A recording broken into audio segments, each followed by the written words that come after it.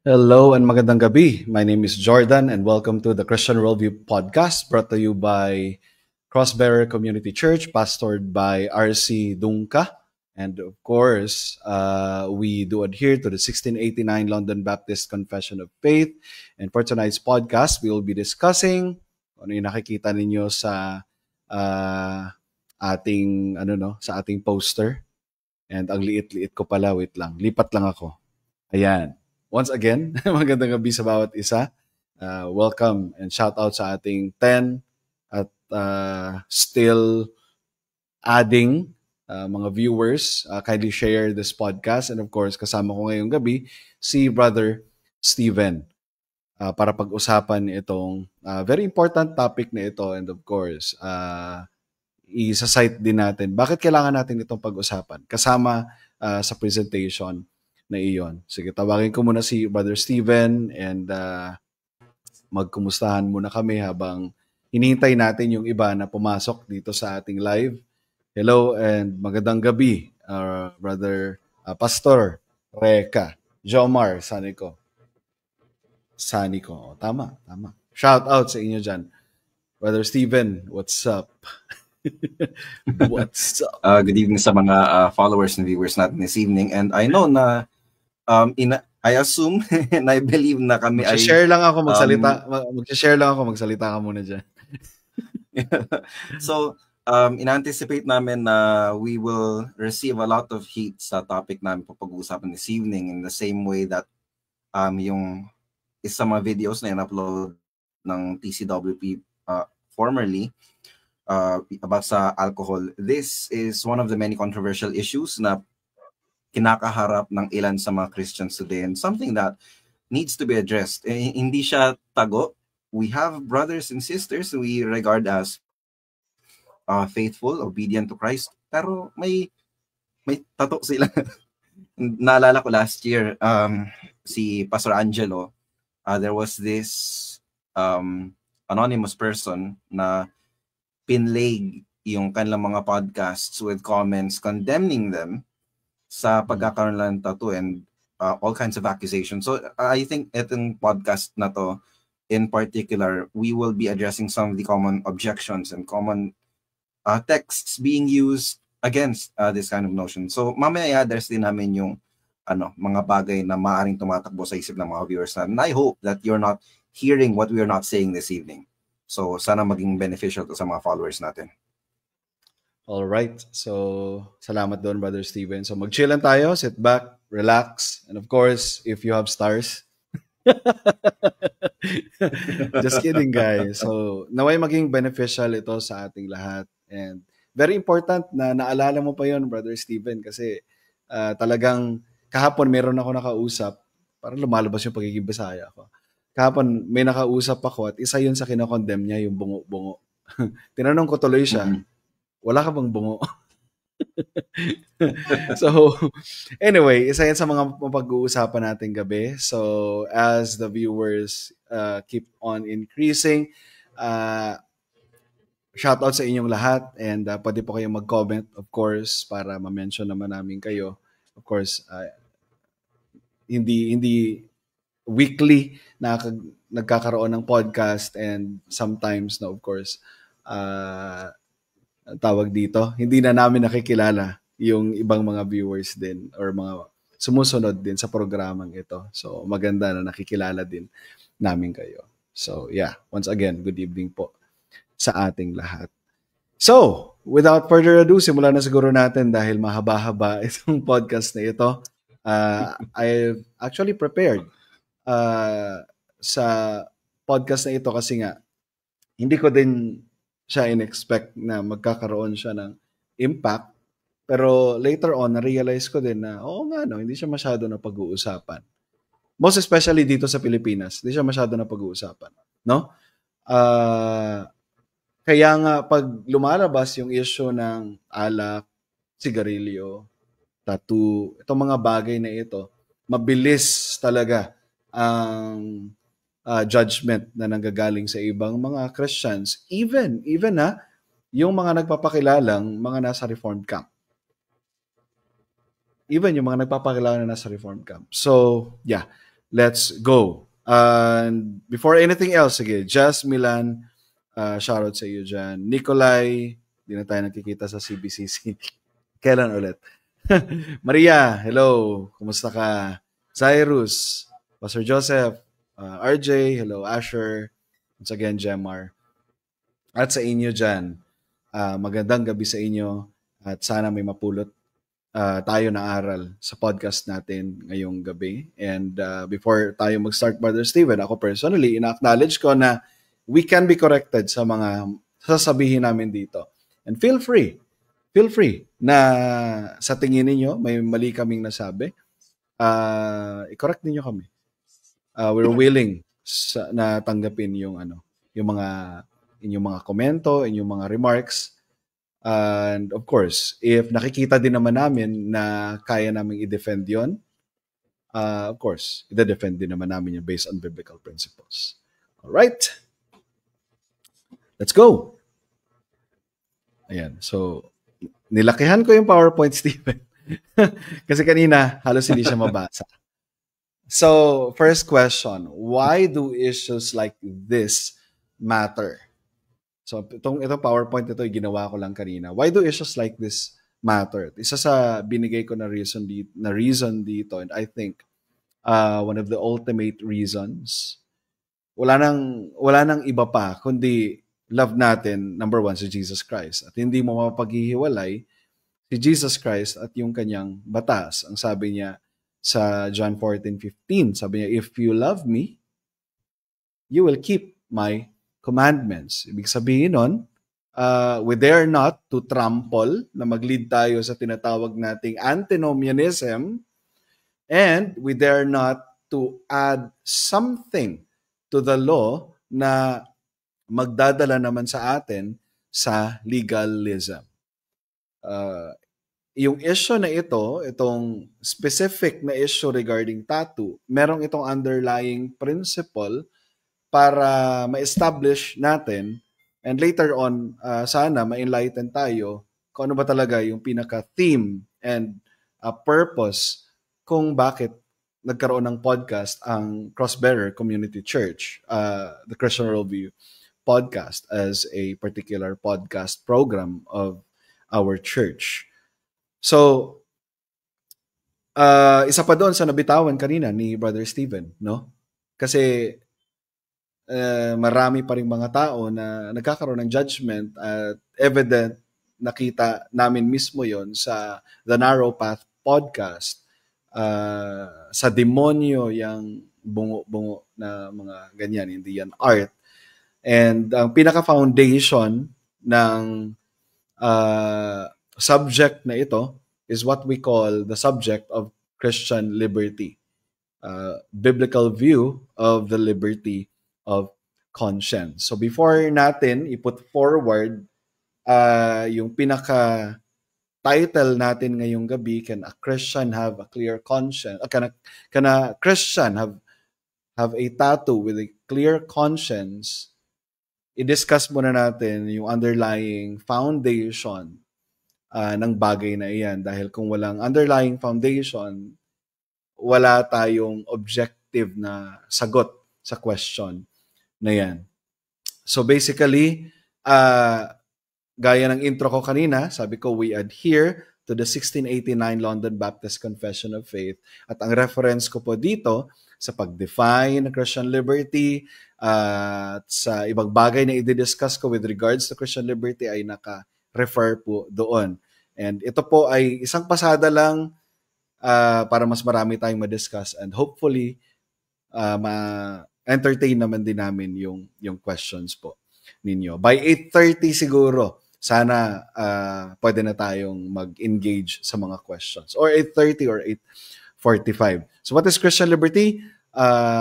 Sabi doon sa ating confession, Christ has purchased true freedom for believers, which includes freedom from the guilt of God's wrath, the curse of the law, Satan's bondage, sin's dominion, fear of death, and fear of hell.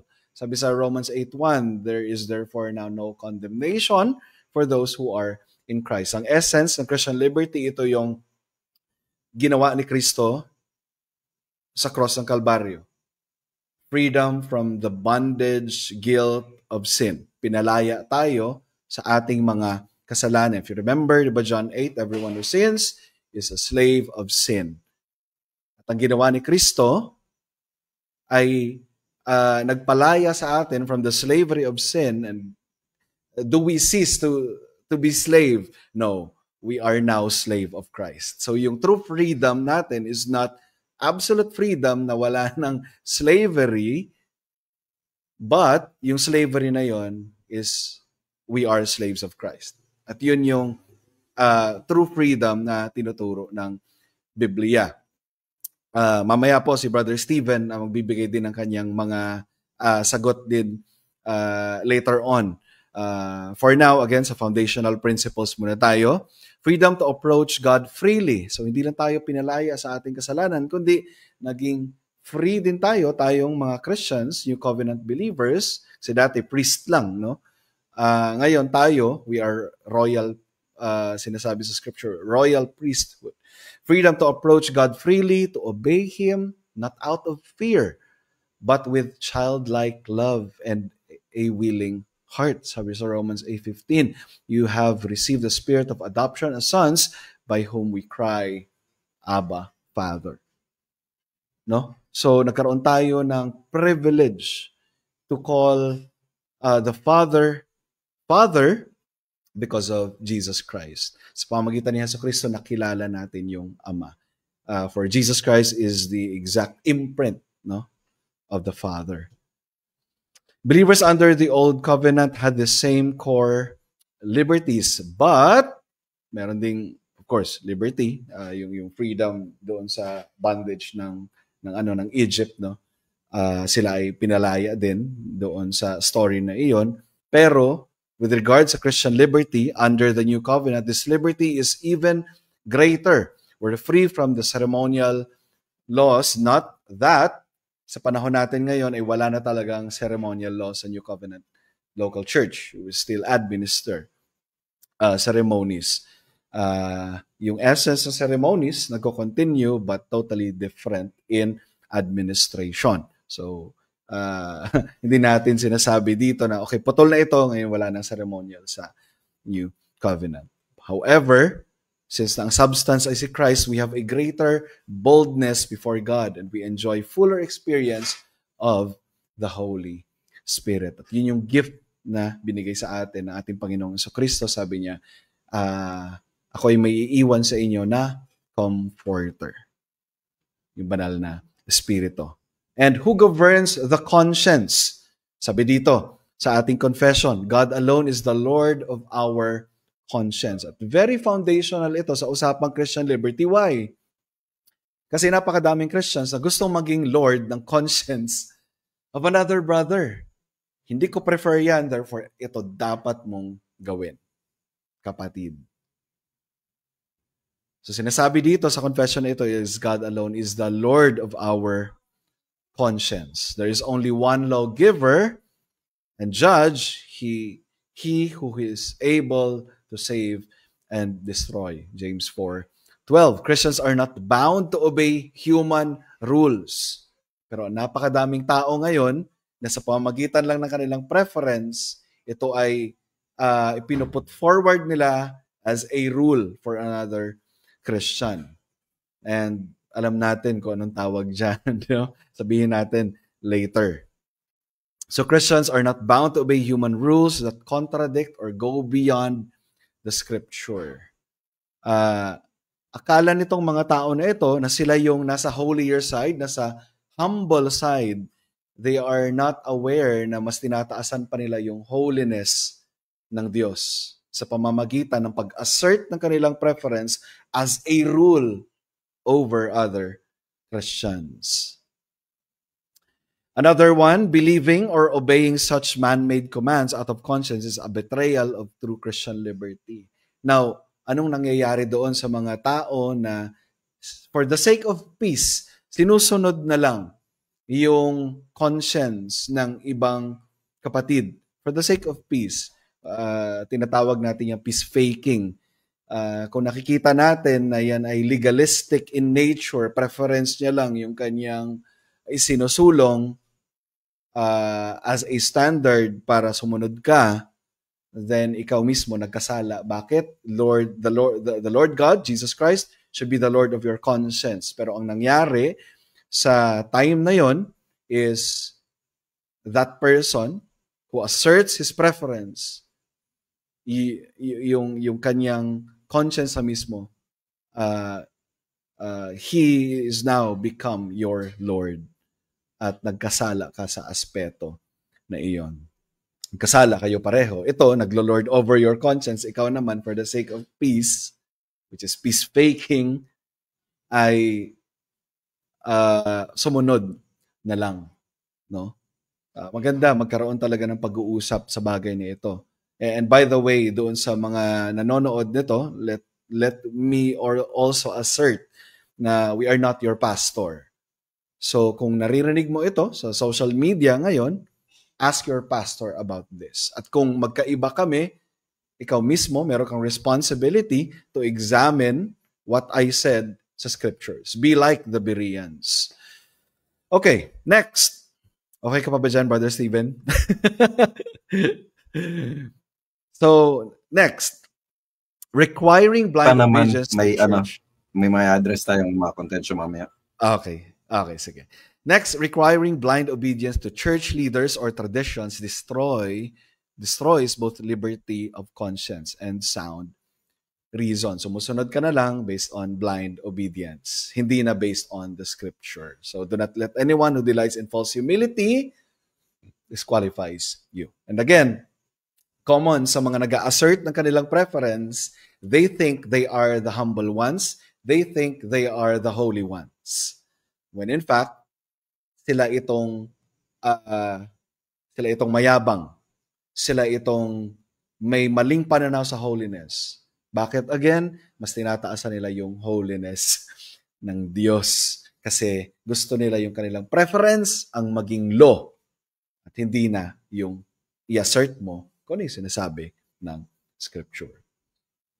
Bottom line, only God's Word has binding authority over our conscience. So in an ultimate sense, no, only God and His Word has binding authority over our conscience, not man's opinions.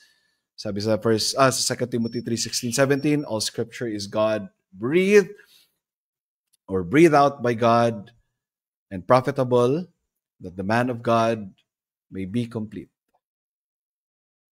Next, I think ito na yung pangatlong paragraph. Liberty is not a license to sin. So ito naman ang pinakamagandang i-establish natin. No? While we believe in Christian liberty is not the same as licentiousness.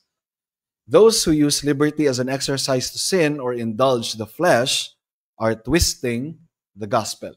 Or twisting the scriptures. Sabi sa Galatians 5:13, for you were called to freedom, brothers. Only do not use your freedom as an opportunity for the flesh, but through love serve one another. If that particular freedom that you're exercising leads you to what we call licentiousness, wala ka ng consideration sa ibabang mga kapatid, and in fact, nagkokos pa ito ng pagka-stumble sa iyong kapatid. At later, after this, define natin anong ibig sabihin ng term na stumble na karaniwang minimisrepresent ng maraming Christians nowadays. So, hindi ginagamit ang liberty ng Christian as a license of unlimited freedom. Sinabi na again, yung true freedom natin is under the slavery of Christ. Yung freedom natin ay nakabase or guided or regulated pa rin sa kung ano yung wisdom ng Scripture. So, nandun pa rin sa narrow way. Sa narrow way. Narrow kasi, isa lang yung truth. Next, This perverts the purpose of Christian liberty, yung licentiousness, that being delivered from our enemies, we might serve God in holiness and righteousness all our lives. Luke 1:74-75, that we, being delivered from the hand of our enemies, might serve Him without fear, in holiness and righteousness before Him all our days. Christian liberty leads to worship. So ito yon. Christian liberty must lead to worship and obedience, not lawlessness. Kaya yung sinasabi namin as an introduction kanina, bakit importante pag-usapan ito? Because we love the law. We love Christ. We love the law. If you love Christ, you will keep His commandments. Hindi mo ipupush ang iyong preference as a law sa ibang brother at hindi ka rin magiging licentious sa pag-exercise mo ng iyong liberty. And later, may i-explore tayo ng mga common objections. Okay? Sige, I hope na you can still stay. Ang bilis ng oras. Now, pag-usapan natin yung salitang stumble or tisod. Ano ba ito? Ano ba ang ibig sabihin ni Apostle Paul doon sa Romans 14, 1 Corinthians?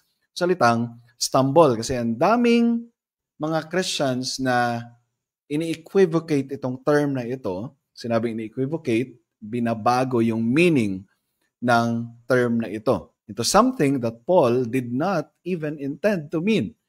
Sa 21st century generation, mayroon po itong first century context. And sana yun yung kunin natin na meaning when we use this term to other Christians. It describes a situation where a weaker brother seeing another Christian exercise a liberty like eating meat, drinking wine, and even tattoo. Is influenced to follow that action against his own conscience. Again, is influenced, yun yung key term, influenced to follow that action against his own conscience. And thus, sin. Bakit? Sagutin natin later. May pinost ako sa Facebook ko, sabi ko doon, stumble in Romans 14 means to trip or fail, and in context, it refers to spiritually stumbling, that is, falling into sin. In Tagalog, ito ay tisod. But it is important to clarify what kind of tisod Apostle Paul is talking about. It is not natisod ako kasi naiinis, na-offend, or hindi ako komportable sa ginagawa mo. Hindi yan yung ibig sabihin ng tisod. Hindi merely offended ka sa ginawa ng kapatid mo na hindi ka agree sa kanyang freedom. Hindi ganon ang salitang tisod na ini-intend ni Paul na i-communicate doon sa context ng Romans 14 or first century meaning. Rather, natisod ako kasi ginawa ko yung ginawa niya kahit labag ito sa konsensya ko. I stumbled because I copied what he did even though I wasn't convinced it was right. Gusto ko lang maging cool din. Nakita ko yung mga kapatid ko. Bumisita ako kila Kuya Jordan. Nakita ko sila na umiinom sila ng Smirnoff. And dahil nakita ko na, ang cool naman nun. Ang cool naman nun. Kahit di ko pa tuluyang itong nauunawaan dahil ako ay bagong member pa lang sa CBCC, for example, wala pa akong full grasp sa kung ano ang biblical view of liberty. Dahil, it satisfies me, uminom ako. So, kahit na feeling mo okay ka, but then again, wala ka pang full understanding doon sa doctrine of Christian liberty. Si Kuya Jordan nagkasala at yung uminom nagkasala din. And that's the context of stumbling block.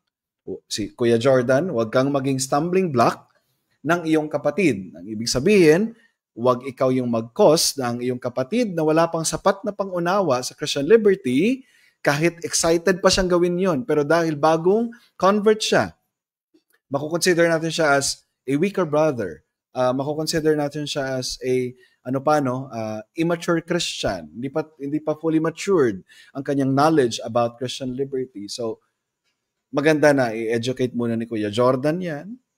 or else magpo-fall si Kuya Jordan sa sin at yung kapatid niya na yon nag-fall din sa sin. Alright. Sana naging maliwanag yon, and I think nawala na yung kaba ko kasi articulate na ako. Kanina kinakabahan ako eh. So, Romans 14, but whoever has doubts is condemned, sabi dito. 23, ito yung pinaka-conclusion ng context na yon. Whoever has doubts is condemned if he eats, because the eating is not from faith. Sabihin nun, hindi niya pa talaga nauunawaan ito. Pag tinanong mo, uminom siya, no? Excited naman siya. Uminom siya. Tinanong mo, naunawaan mo na ba ang Christian liberty tungkol sa mga bagay na yan? Wala pa eh. Basta, uminom lang ako kasi nakita ko kayo eh. Diba? So, hindi ganon. Dapat merong understanding.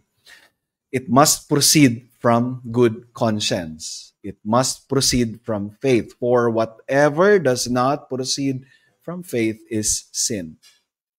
Ulitin ko po, for whatever does not proceed from faith is sin. So to cause someone to stumble is to lead them to violate their conscience, resulting in actual sin, not just discomfort, disagreement, or disapproval. So, ulitin ko po, ang salitang stumble, pagkatisod, ay hindi po yan yung pumasok ka sa bahay ng kapatid mo, nakita mo siya umiinom ng wine, at na-offend ka. Hindi po yan yung tisod. Ang tisod is nung pagpasok mo, either pagdating mo doon, hindi ka komportable sa ginagawa niya, pero pinilit kang painumin, uminom ka. Or the other way around, na pagpasok mo doon, nakita mo na cool, pero wala kang proper understanding sa Christian liberty, pero uminom ka. So yun po yung context ng stumble. Naguguluhan ka, Nikolay? Anong dapat kong gawin? Or baka hindi para sa akin yan. Or sana para sa akin yan para ma-explain ko later on. Alright, so meron akong table dito na hiniram from the book Decision Making by, sino ba yung author nito? Si Friesen, Gary Friesen. Meron siyang table na inilagay dito para ma-probe natin, magkaroon tayo ng self-check kung tayo ba ay nagpo-fall sa weaker, stronger, or Pharisee. So guys, you can pause this video, you can make a screenshot on this, and then honestly, magkaroon ka ng self-check. Magkaroon ka ng self-check. If ikaw ba si weaker brother, ikaw ba si stronger brother, ikaw si Pharisee. Pasadahan natin, a weaker brother, he differs from my opinion at times. He is not fully convinced. He is sincere. He needs teaching and opens to it. Take note, a weaker brother is open to teaching. Hindi ibig sabihin nun, hindi niya fino-force yung kanyang preference sa kapatid na strong. Nagtatanong siya. May confusion sa sorry. May humility, sorry, hindi ko talaga nauunawaan. 'Di ba? Open siya sa knowledge. He is surprised at my use of freedom. Nasusurprise siya kasi, bago yan may Christian palang nagpapatato. May Christian palang nagiinom. He does not think he can teach me. Teachable heart siya. He is influenced by example. I can cause him to stumble into sin. So ito, mga weak spots. He is influenced by my example. Pwede niyang gayahin yung aking ginagawa. He is caused to sin by my wrong use of freedom. When I cause him to stumble, it is an offense given. So yung tinutukoy ko kanina, sinunod niya yung kalayaan ng isang kapatid na wala pa siyang sapat na knowledge, nag-lead ito sa kanya sa kasalanan. All right, stronger brother, he differs. Ito, unahin na lang muna natin yung Pharisee bago yung stronger brother. He differs from my opinion at times, and he is fully convinced na for example, yung context na pag-aaralan natin is yung tattoo. He's fully convinced na kapag tinanong mo siya, yung merely pagpapalagay ng tattoo, sin ba? At convince siya na hindi. Okay? So a Pharisee or a legalist can be convinced na na ang tawag dito, na hindi kasalanan, or convinced rin siya na ito ay kasalanan. Basta convinced siya sa kanyang position. He is convinced and proud. He has been taught, but it is not open to correction. Hindi sila open to correction. So, ito ay common sa mga legalist. Hindi sila open sa correction. Hindi sila open sa discussion. Gusto nila yung kanilang opinions lang yung gustong marinig. He judges or rejects me for my differing conviction. May video kami ginawa dito, sabi nung Pharisee or sabi nung legalist na, okay, ako kasi 20 years na akong Christian, 25 years, 30 years na akong Christian. At kayo kasi mga bago pa lang kasi kayo 5 years, ayaw niyo akong pakinggan, alis na lang ako. Yun yung mga legalist. He seeks to make me conform to his viewpoint. Maglo-lord siya over the conscience of others. He is not influenced by my example. Of course, hindi niya gagawin yon kasi nga para sa kanya, yun ay sin. His pride will cause him to be offended. Offended siya. Bakit? Kasi hindi kayo pareho ng preference. Dapat kasi yung preference ko, preference mo din, kapatid. He becomes upset by my use of freedom. So, upset siya. When he stumbles over my freedom, it is an offense taken. Ay, ginawa mo. Bakit mo ginawa yan? Diba? Alam mo namang, diba? Ayoko niyan. Pero si stronger brother ay ganito. He differs from my opinion at times. He is fully convinced. He is convinced and humble. He has been taught. But, and the list goes on. So, pwede ninyong screenshot ito and magkaroon tayo ng self-examination. Napaka-ironic naman na, okay, si Kuya Jordan ay strong and he is humble. Napaka-ironic na bitawan yun sa podcast. So, ito na. At magkakaroon na ng pagkakataon si Brother Steven na makapagsalita dahil pupunta na po tayo sa mga common objections. So, hold your horses muna, Brother Steven. Malapit na po tayo doon. At ito po yung pinaka-intention ng podcast na ito. What we are not saying, para malinaw lang, what we are not saying, everyone should at least get a tattoo.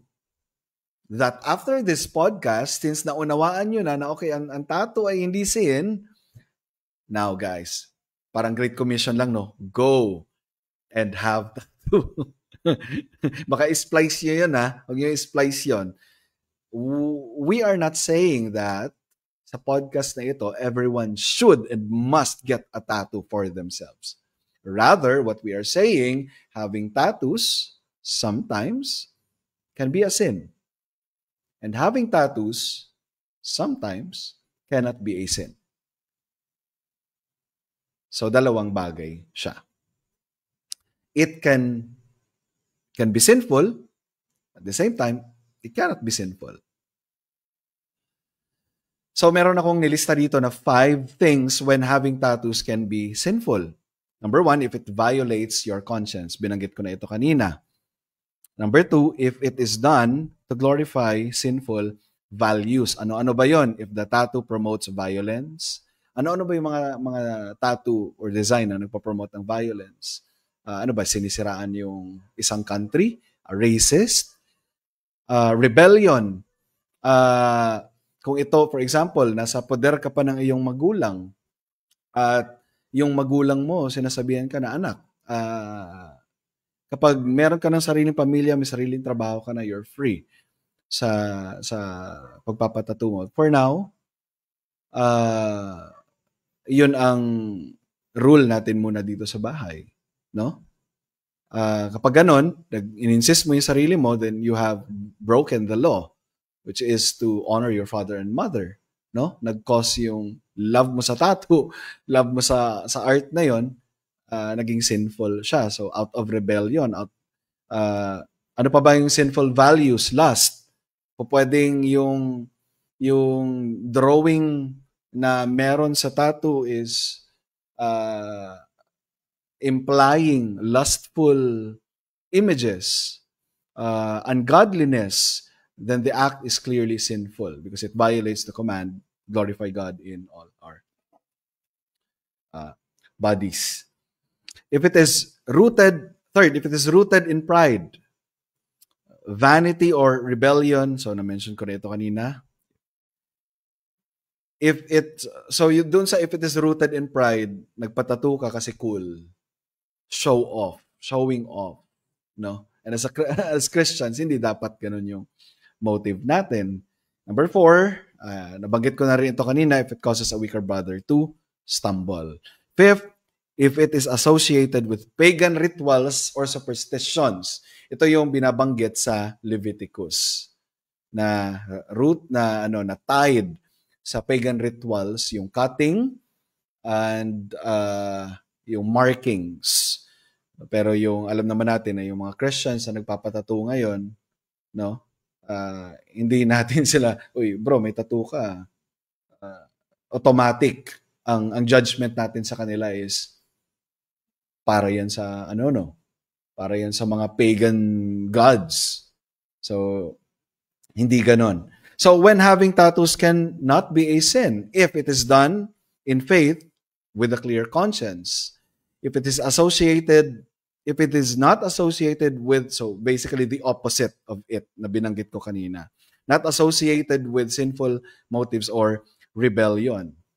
Ang John 3:16 na tattoo ba ay kasalanan? Later, pag-usapan natin. If it does not violate biblical modesty or glorify sin. If it is done for meaningful or godly reasons. Ano-ano yon? Actually, binigay ko tong example sa mga post ko nung nakaraan. A memorial tattoo for loved one. For example nga, yung John 3:16. Or a wedding ring tattoo as a sign of marital covenant. These can be meaningful, intentional. For example lang, Example lang po ito. Namatayan ka ng anak na mahal mo. Pinatattoo mo yung pangalan mo sa wrist, no?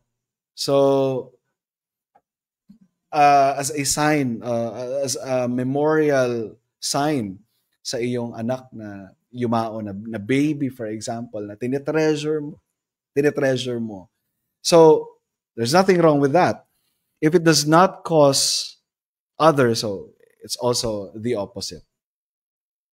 Okay, so punta na po tayo. Pasensya na, Brother Steven. Punta na po tayo sa answering objection against tattoo. Unahin na po natin ito. Nababasa mo ba siya, Brother Steven? Kailangan ko mag-zoom in ng konti pero I think enough siya para mabasa ng mga nanonood sa podcast.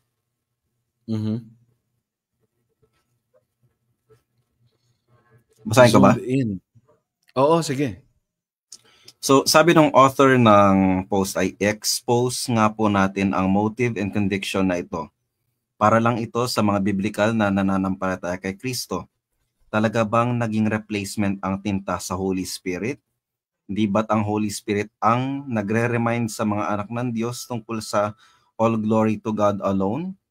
Bakit kailangan pang ibaon sa laman ng tinta para lang ma-remind ka na glory to God alone or all glory to God alone? Hindi ba't ang mga anak ng Diyos ay iniingatan ng Diyos? Bakit pa kailangan isugat ang tinta sa katawan bilang paalala na bakit pa kailangan para na glory to God alone? So medyo repetitive lang naman yung kanyang question doon, no? Malilimutan mo ba? Or mas matandaan mo ba kung nakatato kaysa sa umaasa sa Holy Spirit na nagre-remind sa'yo? Hindi baga ito pagiging irresponsableng pag-stand or pag-respond sa isang theology o essence ng Soli Deo Gloria? Medically, ethically, and morally, makakaglorify ba talaga sa Panginoon? Ilang bagay na pagkakaiba ng tato sa pagkain, pareho nakakadulot ng sakit. Ang pagkain, dinuguan, mantika, etc. ay naitatago pa. Ngunit ang tato ay may nire-represent. Anong nire-represent mo kung nagiging usapin pala ito sa loob ng Kristyanismo. So yun yung kanyang take or ang kanyang supposed critique dito sa issue or sa subject matter natin ng pagpapatato. And I know, kanina pa umuulan ng comments and questions dito sa live chat natin. And honestly, pagdating dun sa mga textual assertions, kanina ko pa siya gustong sagutin. But we will give more time pagdating sa mga bagay na yan. Pero yung common objections, yung mga textual objections, mga proof texts, we can do this all day. Pwede tayo mag-ping-pong ng proof texts one after another. Pero who gets to explain yung text in a more consistent way? Kailangan natin mga nawaan, mga viewers, mga followers, na whatever we say has its moral ought. Meron siyang moral demand. When we say na, bawal magpatato, okay? I hope you're listening sa umpisa ng podcast natin as we address your foundation as to why we are saying it can be sinful and it cannot be sinful. So,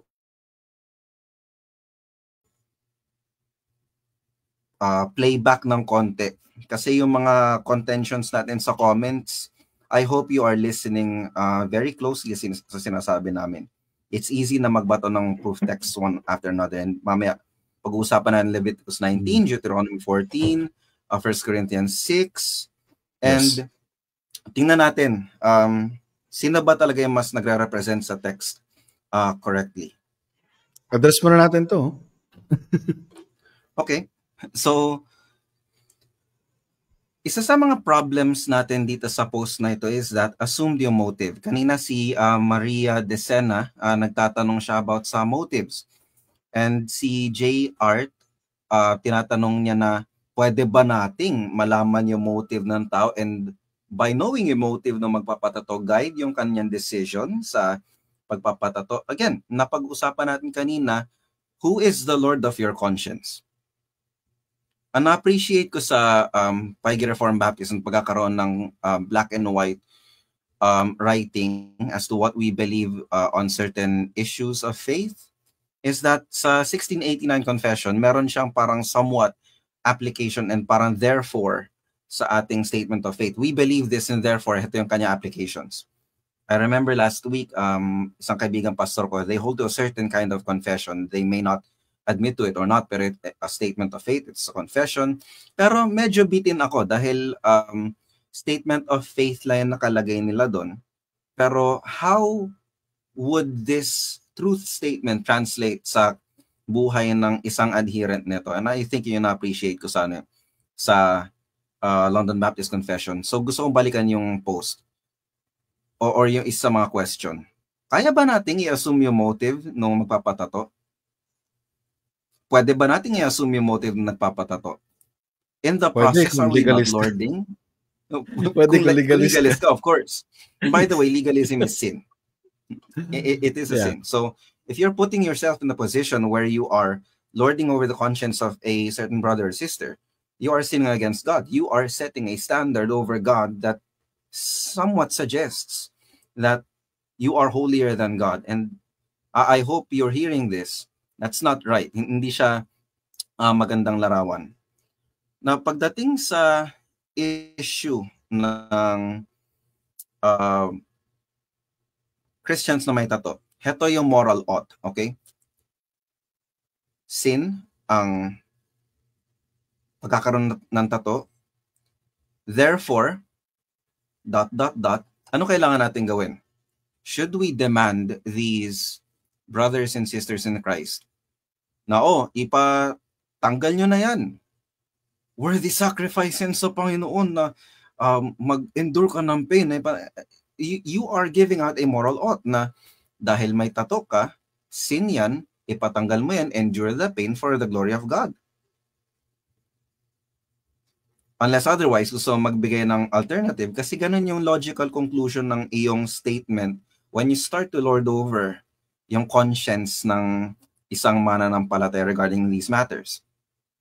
So assume yung motive nung kinuna nung Soli Deo Gloria na tato. What about ako, ang conviction ko is this. One of the greatest texts na nag-speak sa akin in my conversion is yung Lamentations 3:22-23. And I love that verse to the point, by the way, wala po akong tato. And I don't think I'm looking to have one. What if gusto ko ipatatoin kasi I love that verse so much. Lamentation 3:22-23, KJV rendering dito sa forearm ko. Or itetelestay dito sa kabila. So, assume na ba ng mga onlookers yung motive ko as to why?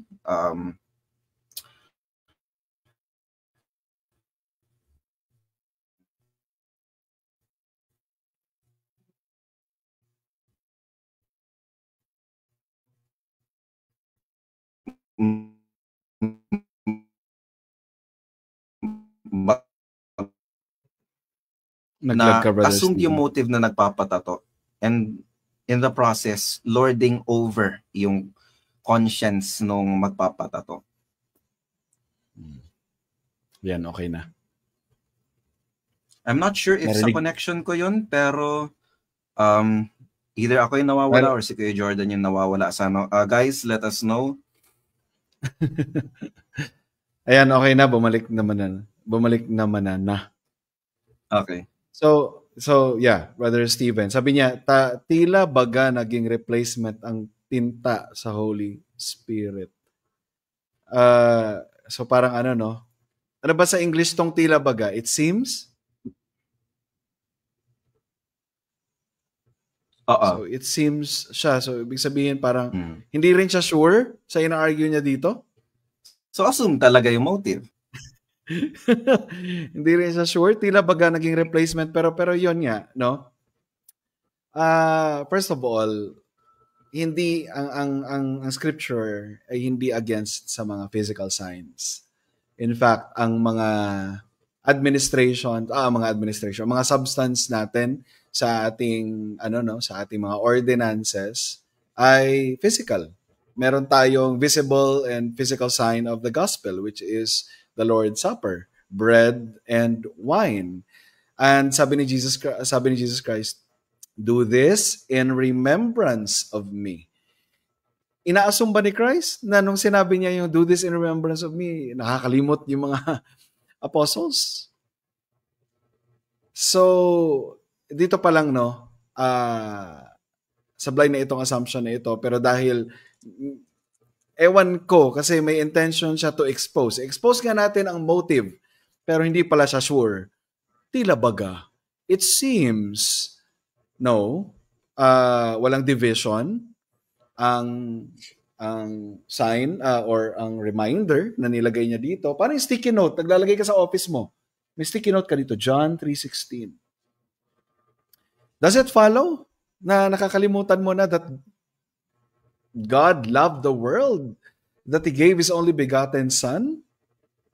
So it does not follow. It does not follow. Hindi ba't ang anak ng Diyos ay iniingatan ng Diyos? Yes. So what's your deal? Bakit pa kailangan isugat ang tinta sa katawan bilang paalala na glory to God alone? Malilimutan mo ba? Again, hindi siya sa issue ng malilimutan mo ba.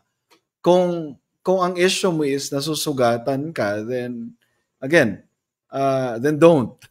Then don't. Yung sa iba na kayang i-endure yung pain for the sake of that, di ba? Hayaan natin sila. For as long as it is done in good or clear conscience. Or mas matatandaan mo ba, it's not an issue of whether nakakalimutan mo ba or mas matatandaan mo ba. No? Nagpo-post tayo sa Facebook ng mga Bible verse. We do not assume when we post ay para mas ang tawag dito. Mas holy yung mga Bible verse kaysa sa mga hindi Bible verse na pinopost natin doon. So, hindi rin siya nagli-lead sa ganoon. Hindi baga, puro baga, no? Ito ay pagiging irresponsable. Again, kung hindi ka sure sa... Or are you just simply insinuating? Nagke-create ka ba ng nagke-create ka ba ng chismis sa post na ito para magkaroon ng pangit na kaisipan yung mga tao na maayos naman sana ang pangunawa dito? If you are going to critique someone with regards sa issue na ito, at least be direct, straight to the point. If you're not sure, then might as well zip your mouth. Sabi ko nga sa kanya sabi ko sa kanya, and I told him lovingly, na kung hindi ka pa equipped sa bagay na ito, sa doctrine of Christian liberty, I think you should first, be silent sa issue na ito. Kasi, walang progress yung discussion. So, yeah, let's proceed sa iba pang mga common objections. Isa sa mga objection, Brother Steven, having tattoo leads people to sin. It can lead to abuse. So wag ka magpatattoo.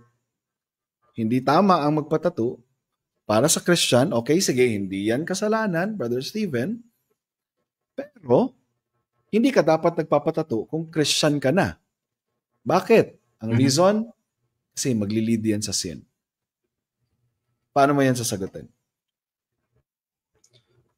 Marami mga bagay. Isa sa mga sagot ng pro or sabihin natin advocate na okay lang magpatato is that it is an art expression. Sure, i-grant natin that some things can lead to abuse. This kind of art expression can lead to an abuse, no?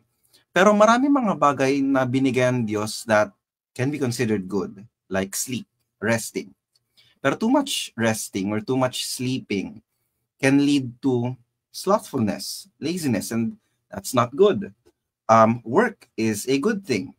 Pero yung pagiging workaholic to the point na yung work na yung naging idol mo, naging Diyos-Diyosan mo, papabayaan mo na yung pamilya mo. A bad thing.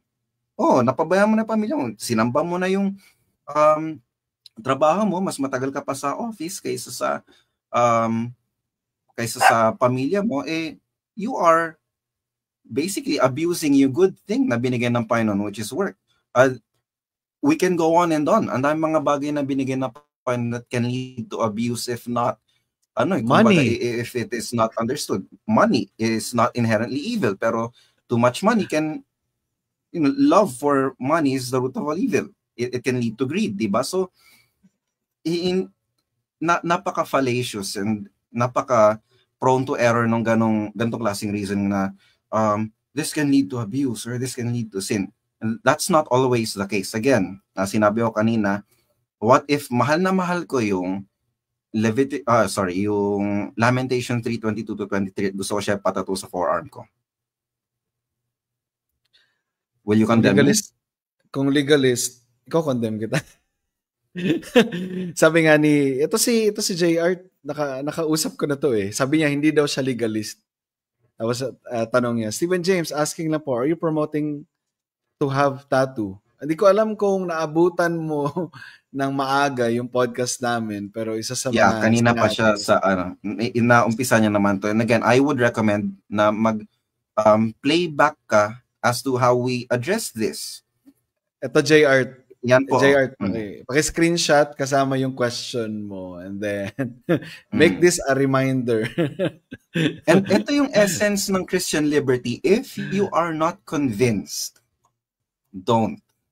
If you are convinced, by all means. Hindi namin sinasabi na kahit yung mga kontra sa conscience nila na magpatato, okay na magpatato. Again, Romans 14 principle, do not let others regard as evil that which you regard as good. So gusto ko ulit itanong. And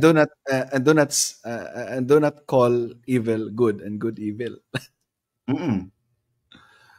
So isa sa mga question nila is that wala namang sinasabi sa Bible at least na pwede ka na magtato. Mamaya pag-uusapan natin Leviticus 19:28, no. I know na marami nang gusto makapakinig nito, and I will argue from Leviticus 19:28 in its fullness why is it that we can say these things? Na it can sometimes be sinful and sometimes it cannot be. Although napasadahan naman na siya kanina, but I will try to argue from the scriptures as to why we believe what we believe. Ibibigay ko talaga yan sa'yo, Brother Steven. Let's go. Next.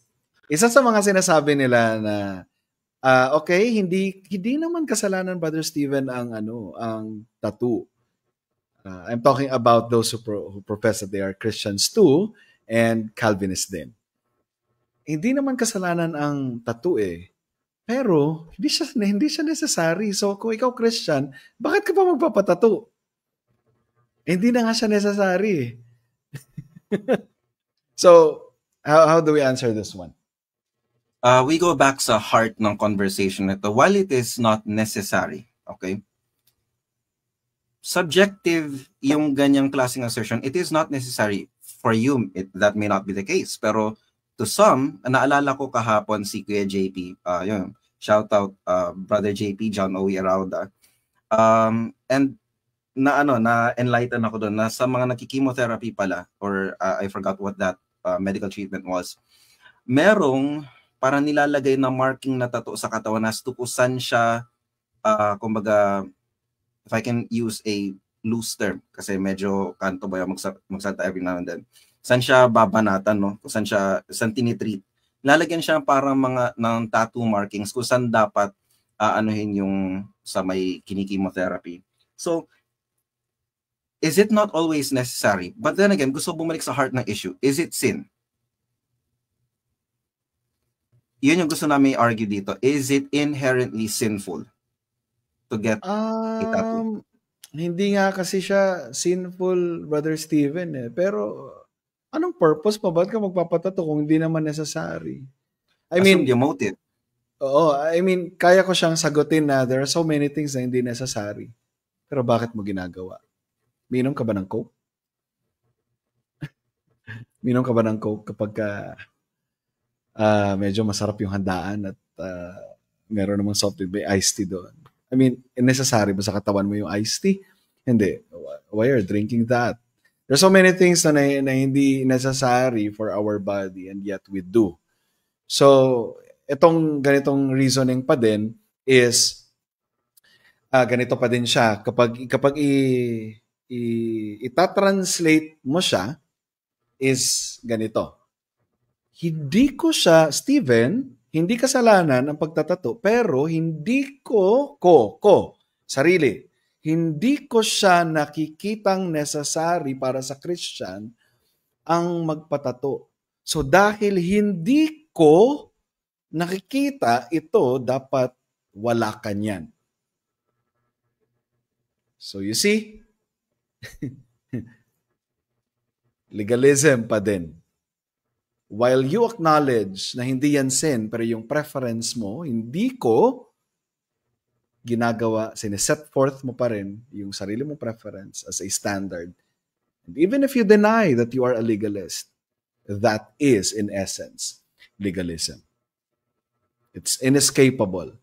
Once you have already conceded or admitted na hindi sin ang tattoo, then wala ka ng ibang argument against pagtatato, kundi yung sarili mo na lang tastes and preferences.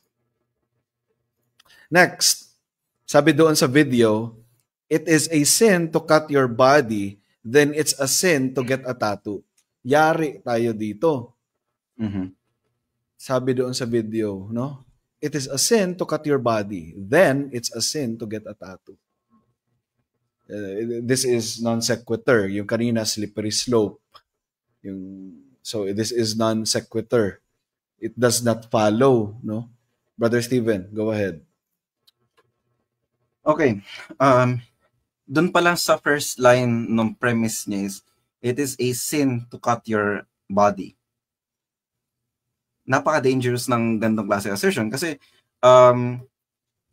fallacious siya in a way na so therefore ang medical surgeries is a sin. Diba? Kasi yun yung foundation ng any argument. Cutting. Any cutting. Then it is a sin to get a tattoo. So kung doon tayo mag-start sa kanyang first premise na yung any cutting ng body. Again, walang nuance whatsoever. Dahil sin yun, therefore, sin din yung pagpapatato. Yep. So parang poisoning the well kaagad yung nangyari dun sa kanyang argumentation, which is, again, very, very fallacious yun. Hala, si Sister Machi, maga pa naman yung dito niya, no? Sister Machi. Di ba? So, papacheck up siya, pinapa-x-ray, bago hiwain at buksan.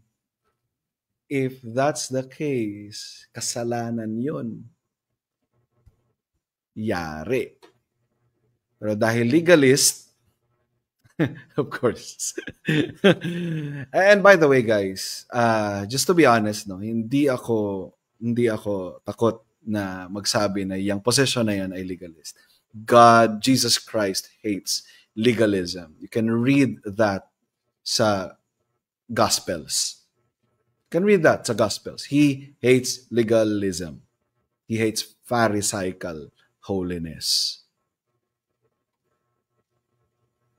And sin ang legalism. And we Christians must hate sin. Next, ito na, Steven. Ito na talaga yung hinihintay ko. Na kanina ko pa, kaya nagmamadali ako kanina, and I hope sana sa assessment mo, Brother Steven, na communicate ko pa din yung foundational principle before tayo mapunta dito. And now it's your turn. Huwag kang magpatato dahil sabi sa Leviticus, it is tied to pagan rituals. Go ahead. Okay. So, nakikita natin sa comments kanina pa. And again, I'm really itching to address this issue pagdating sa Leviticus 19:28. You shall not make any cuts in your body for the dead, nor make any tattoo marks on yourselves. I am the Lord. And yung isa mga pinaka-explicit na statement sa Bible, Leviticus 19:28. For those na binabato itong Leviticus 19:28 as the sole text which somewhat, okay, I will say that somewhat speaks against making a tattoo. Meron siyang cross-reference, meron siyang Deuteronomic equivalent dun sa may Deuteronomy chapter 14 verse 1. Sabi nung Deuteronomy 14 verse 1 there, nasa chapter 1 pala ako. Let me pull that up. 14 verse 1. You are the sons of the Lord your God. You shall not cut yourselves, nor shave your head for the sake of the dead. Now, babalik tayo dun sa may Leviticus Leviticus 19:28. While it is true na yung body cuttings, yung tattoo marks o yung marking sa katawan ay linked sa sa pagan rituals, meron siyang specific na application dun sa Leviticus 19:28. Sinabi, you shall not make any cuts in your body for the dead. So meron siyang notion ng superstition, dahil takot sila sa mga bagay na mga spirits could be dun sa mga pagan nations na ito. May object sila. For the dead. Hindi siya divorced dun sa demand na yung cuts in your body and tattoo marks goes back sa object. Bakit ba nila ito ginagawa? And ginagawa nila ito for the dead, either worship of the dead or yung fear of yung evil spirits. So isa yun sa mga kailangan natin tingnan. Why are they doing this? Hindi lang pwede natin ba, sabi ng Leviticus 19:28, napaka-explicit. Don't make any tattoo marks on yourselves. Again, kung hindi natin ma-argue as to why God forbids yung pagtatattoo in particular or for a specific reason, then I think we are adding into the text what is not there. And gusto kong puntahan ulit yung Deuteronomy chapter 14, or actually kahit di tayo lumayo doon eh. May naalala ba kayong particular instance sa Old Testament with which certain people cut themselves in the process of worship? Siguro sa comment section pwede kayo mag-drop dyan ng sagot, no? Pero if you remember 1 Kings chapter 18 verse 28, nung showdown ni Prophet Elijah versus yung prophets ni Baal, doon connected yung practice ng body markings and pagkakat ng kanilang mga sarili, it's tied to pagan worship. Now, can we say all the time na ang pagtatato ay linked sa pagan worship or sa idolatry? And that always goes back dun sa sinasabi ko kanina na kapag kinokondemn natin ng isang Christian na may tato or magpapatato, assume agad natin yung motive. Sasabihin ko na ang pagpapatato becomes wrong when it is an expression of idolatry. And we can explore yung topic na yun on a different subject. Pero yun yung immediate context no prohibition ng Panginoon. Now, does God speak of making marks sa iyong katawan for non-idolatrous purposes? Again, walang clear prohibition ng scripture dun. And given na dito na sa Leviticus 19, ginamit yung word na tattoo. Okay? Medyo technical term ito, pero ito yung tinatawag sa exegesis na kapag isang beses mo lang o dalawang beses na nakita yung word na yon sa kabuuan ng text of scripture, hindi ka pwedeng mag-derive ng isang dogma out of that particular statement. Kasi even sa Hebrew text, hindi din nila mawari kung ano bang klase, ito ba tattoo or ink marks sa katawan. Kaya yung closest that we can get to in terms of yung prohibition nito, all goes back sa idol worship. Doon sa 1 Kings 18, yung kay Baal. Doon siya nagpo-point talaga. Kaya can we say na all the time ang pagpapatato ay sin? Now, gusto ko magpatato again. Lamentation 3:22-23, am I sinning in the process? What if I tell you na isa yan sa aking expression of me worshiping God for His mercies sa akin, na He could have cut me off in my years of my professed Christianity, but thankful ako sa Panginoon dahil binuhay niya pa rin ako until maunawaan ko yung tunay na mensahe ng kaligtasan. So is that idolatrous worship? Meron din naman mga binabato pagdating sa 1 Corinthians chapter 6 na your body is the temple of the Holy Spirit and such and mamaya such. Pa yan. Mamaya pa yan. Ayan, Okay. Sige. Salamat doon, Brother Steven. Yan. So sana po na nasundan po natin yung explanation po doon na yun ay merong object. So ngayon na ikaw ay Christian, nagpatattoo ka. So ibig sabihin nun, ang kinokondemn doon sa Leviticus is yung object. So kung magpapatattoo ka ngayon at ang object mo, for example, is your wife, the love, tawag dito, yung shared ninyo na relationship ng wife ninyo, yun yung iyong object, I don't think na sin ang or idol worship kaagad yung tinutukoy doon. Grabe na yon. Grabe ng judge sa motive and intention kapag ganun na ang sinasabi natin. Isa pa dito, Brother Steven, no, meron tayong mga kapatid sa pananampalataya na sadyang habang tumataas yung kanilang edad, nagfe-fade talaga yung kilay nila. Oo. To the point na bilang na lang yung kilay, no? Bilang na lang yung kilay nila. And salamat sa Panginoon na may merong tattoo services. Dahil sa pamamagitan nun, nagkakaroon ng kumbaga na, hindi man tunay na buhok yung nilalagay, kasi implant, hindi implant. So, kahit paano, with the use of tattoo, ay nagkakaroon sila ng kilay. Diba? So, yung yung sinasabi ni JP, na nag-undergo ng chemotherapy ba yun? Na tinatatuan dito sa may tagiliran, kasi para matandaan kung ano yung basta something. Kalimutan ko na, Brother JP, i-assist mo na lang ako kung nanonood ka. Basta may inilalagay sa tagiliran, so tinatatuan siya. Pati ba yun ay worshiping, ang tawag dito, related na kaagad sa pagan practices. So grabe, no? Again, this is what happens if you just want to assert your preference or even misrepresent the law of God. Kakaroon ka na ng mga different laws na ilalagay mo. And guys, sa mga nanonood dito, legalism hurts the church. Ang legalism hurts the church. In fact, I know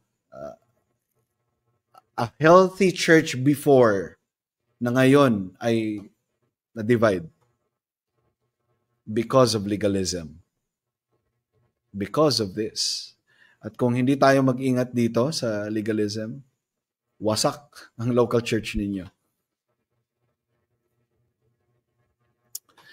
Next, your body is the temple of the... ito na pala, Brother Steven. Sorry. Kinat kita kanina. Dapat pala, kinlik ko na lang. Pero at least nakapag-add naman ako ng something. Fifth objection. Your body is the temple of the Holy Spirit. Therefore, honor God with your body. Therefore, don't put tattoos on your body. Okay. Gusto ko siya address, again, in context. Kasi isa to sa mga common objections. And I hope dun sa mga paulit-ulit po yung question, please listen to what we are saying. Kasi it will be a waste of time kung babalikan namin yung comments niyo always when we have already addressed yung contention niyo minutes ago literally. So I would suggest, please, playback na lang po nung video on live stream, even post stream, no? Playback na lang po kasi kung paulit-ulit po yung contentions natin when we have already addressed it, hindi na po siya helpful sa conversation. Now, let me go dun sa 1 Corinthians 6 dahil isa ito sa mga common proof texts na binabato ng mga yung mga against sa pagpapatato. Okay? Sabi, dun sa may 1 Corinthians 6, ang context po nito speaks of sexual immorality. Kaya ang naging application ni Apostle Paul dun sa 1 Corinthians 6 is that yung bodies ninyo ay temple na spirito ng Diyos. Kung titignan natin yung kabuong section na yun ng 1 Corinthians 6, sinabi niya, dahil templo na kayo ng Panginoon, huwag niyong i-defile ang inyong katawan by submitting yourselves into sexual immorality. And by the way, sa overarching theme ng scripture, ang sexual immorality can also be a form of idolatry. Anything na ginagawa mo contrary sa original design ng Panginoon can be a form of idolatry. Why? Kasi ang sexual immorality is self-gratification. Hindi mo ino-obey ang prescription ng Panginoon pagdating sa sexual practice within the bounds or within the covenant of marriage. And therefore, if not God, who else are you worshiping?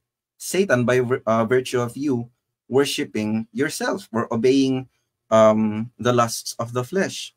Now, yun yung nag-application ni Paul dun sa may 1 Corinthians 6 na huwag niyo ipagamit yung katawan ninyo sa bagay na makakasira kasi templo kayo ng Espiritu ng Diyos. Now, pagdating sa pagpatato, again, kailangan nating ano ba yung object ng pagpapatato? Let's go back to idolatrous ba siya in its essence? Kailangan nating pag-isipan yung mabuti, but then again, not impose our preferences doon sa tao nagpatato. So, hindi natin pwedeng i-argue sa context sa 1 Corinthians 6 na, ang sinasabi nito ay pagpapatato. No. Ang pinag-uusapan sa 1 Corinthians 6 is the issue ng sexual immorality. And again, for those na nasa comments, we can do this all day. Magbatuhan tayo ng proof texts. Pero we need to see kung ano ba yung context as to why the writers wrote these things. Yes. So, unfair siya sa text. And if this is what you're doing, in the process, you're misrepresenting God. Yep. And I would challenge you on this.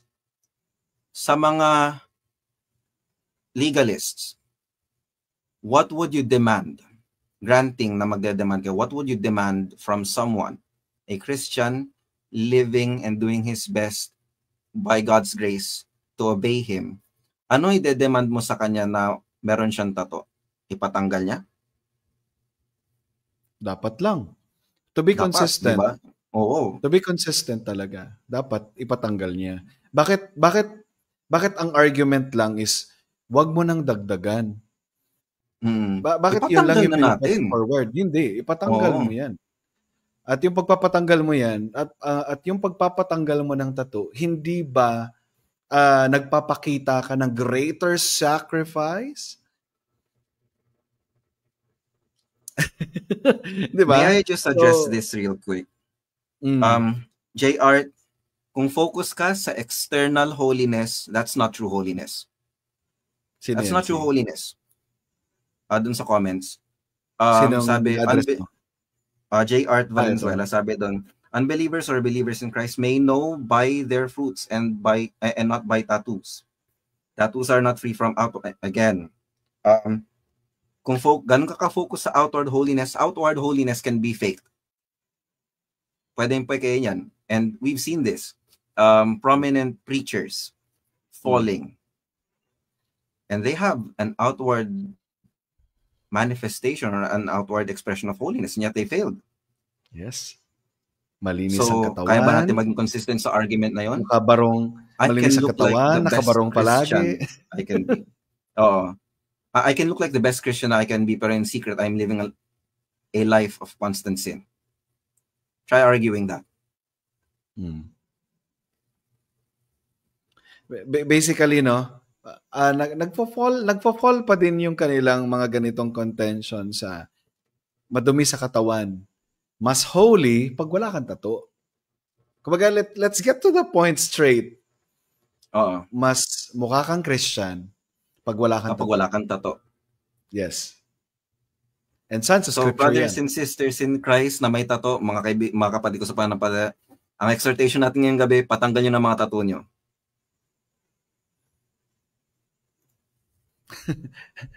at hindi nila sasabihin 'yon.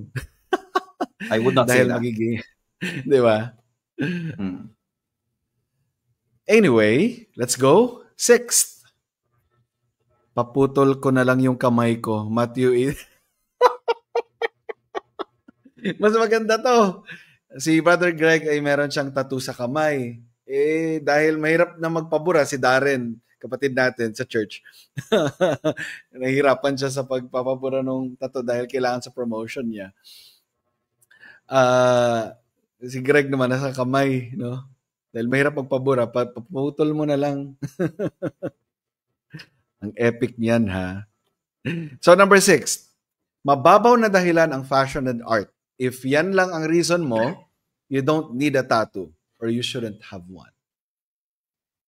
Again, if ang reason mo is fashion and art, if yan lang ang reason mo, you don't need tattoo or you shouldn't have one. So, narinig ko to. May nakausap ako dyan over phone call. May masasabi ko ba dyan, Brother Steven, or ako muna? Ikaw na lang muna siguro. I don't think I have much to add dito sa aspect na ito. Pero medyo nag-overlap siya dun sa kanina na hindi siya necessity. Medyo overlap siya dun. Sabi dito, if ang reason mo, for example, Christian ako and I am fully convinced that having a tattoo is not a sin and that napag-pray ko to na one day hindi ko to pagsisisihan. Or kung pagsisisihan ko man, nasa na yun. Kumbaga, that's already in me. No? Since we don't know the future. Pero, syempre, sa pagpapalagay ng tattoo is kailangan ng sobrang daming consideration. Later, magbibigay tayo ng mga points. Actually, 10 points why you should not have a tattoo. At matutuwa ang mga legalist dito. Bakit hindi ka dapat magpapatattoo? So mababaw na dahilan ng fashion and art. I would say na it's a good and reasonable defense. Kumbaga parang ano no, bakit ka magpapatato ng ano, ng for example, kilay. Kilay. Mali ba na ang reason noong babae na manipis na yung kilay is para ma-emphasize na hindi siya mukhang Mona Lisa, hindi siya mukhang multo. Meron siyang kilay. Now, if aalisin natin yung fashion and art doon sa equation, is it fine na yung i-drawing doon ay abstract? Doon sa taong ginagamit itong objection na ito, okay lang ba na ang i-drawing doon sa kilay na yon is abstract na lang hanggang pag ganto na lang sa noo? Di ba hindi? No, di ba hindi? You cannot separate tattoo from art. False dichotomy yun. So, ibig sabihin nun, kapag si Christian, meron siyang ganong reason na, yari, curious ka talaga sa kanya. Bro, ba't ka magpapatato? Ba't ka magpapakilay? Hindi ka, one day, mare-restore din naman yung katawan natin eh. Pag nag-glorified na tayo eh. Naks. Ganda nung reason niya, di ba? So, ba't ka pa bro, hindi pala bro, sis. Ka magpapakilay. Yun. So, hindi mo pwedeng i-separate yung artistic style, embedded yun sa tattoo. Kaya nga tawag sa mga nagtatattoo ay tattoo artist dahil sila ay nag-express ng art.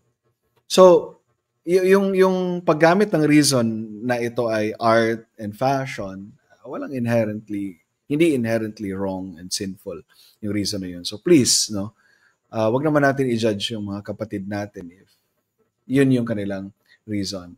Sabi sa 1 Corinthians 13, love believes in all things. Hindi sinabi doon na ipulis natin yung kanilang motive.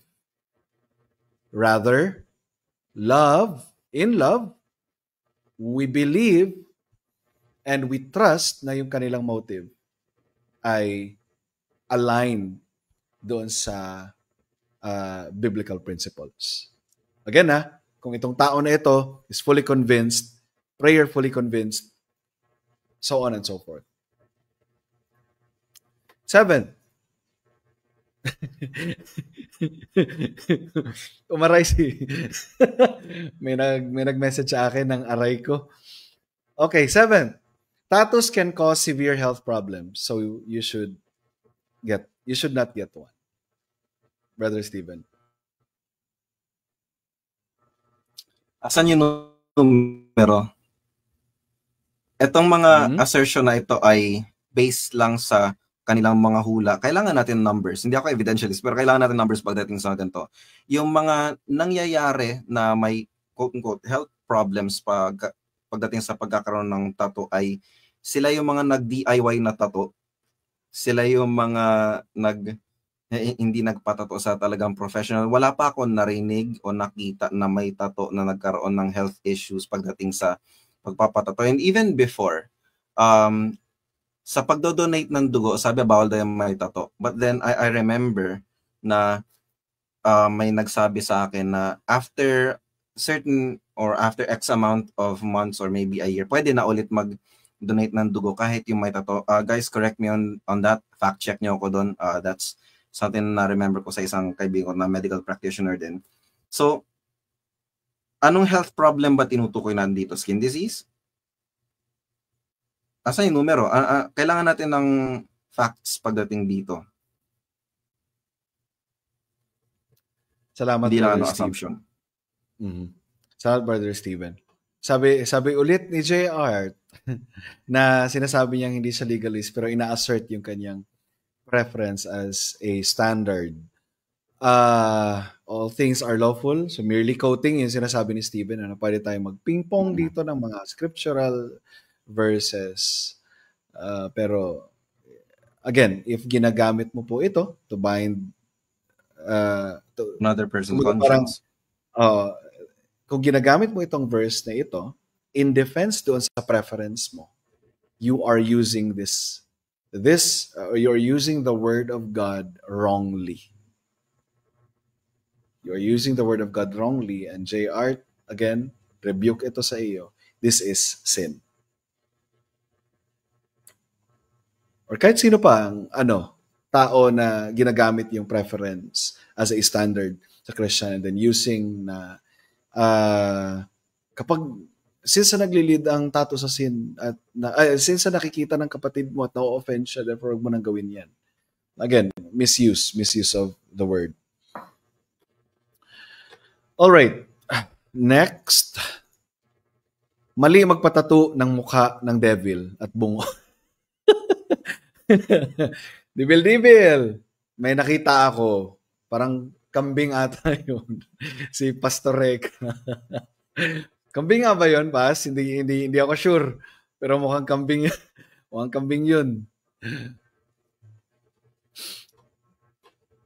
Okay, mali magpatato ng mukha ng devil at bungo na tattoo. At this takes us back dun sa introduction ni Steven kanina, no?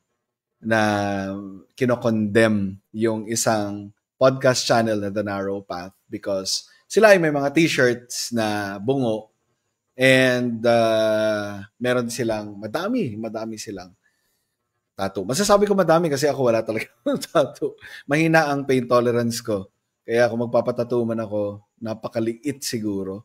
And yun yung gusto ko, yung ring finger naming dalawa ni Mrs. May nakausap ako dito kahapon. Sabi niya, mali magpatato ng mukha ng devil. Tinanong ko siya.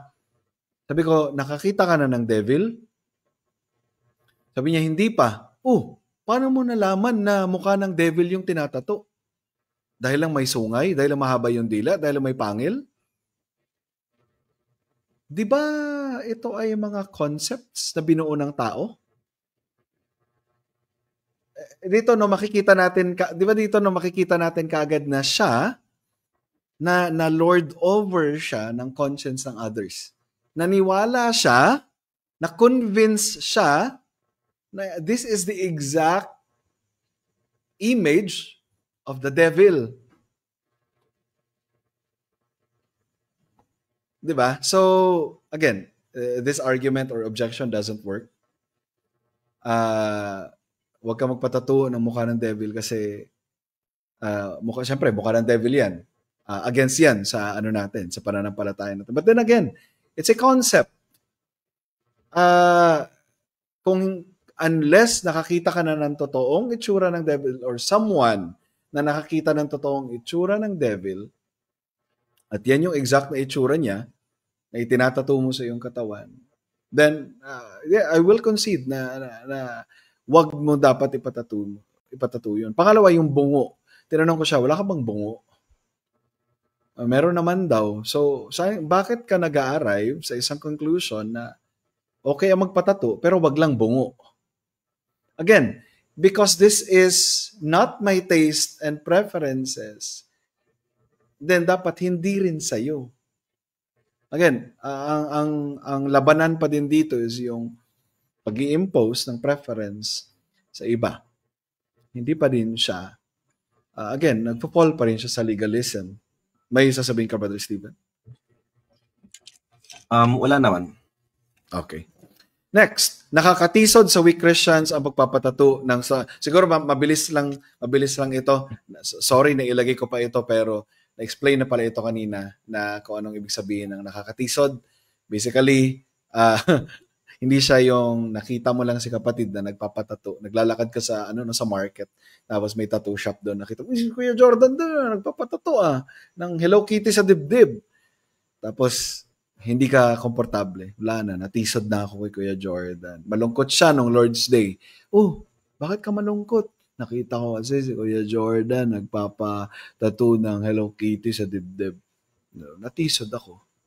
So, hindi yon yung salitang tisod. Rather, nakita mo, si kapatid na nagpatato, ikaw, ganda niya na, nagpatato ka rin kagad nang wala ka pang sapat na knowledge about it.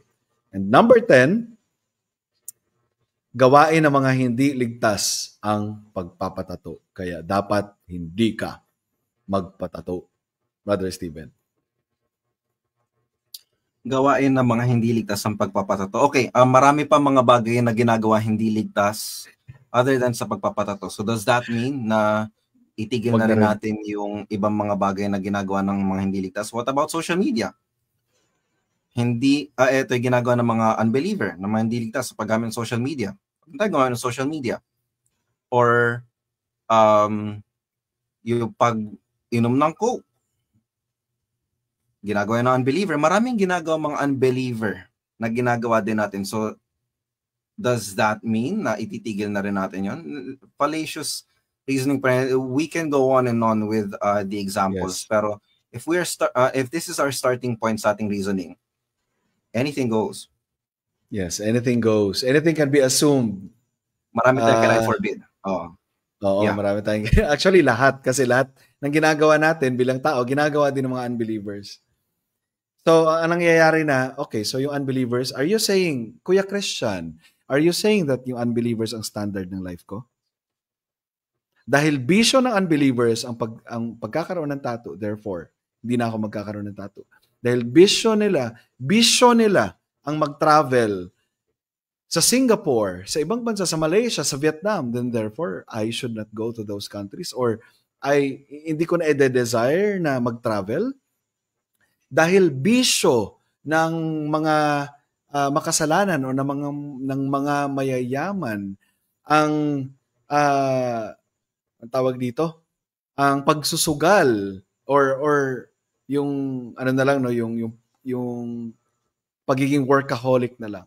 Nagiging bisyo nila yung kanilang work para kumita sila ng pera, therefore hindi na ako mag-strive to earn money.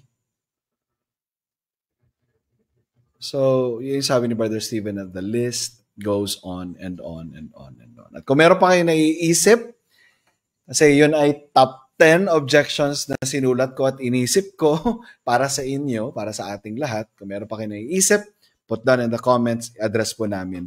Yan. So, meron ako dito, according to Joe Thorne. Si Joe Thorne ay isang Reformed theologian.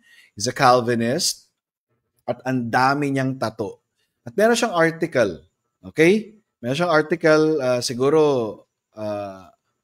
nasaan na ba yun?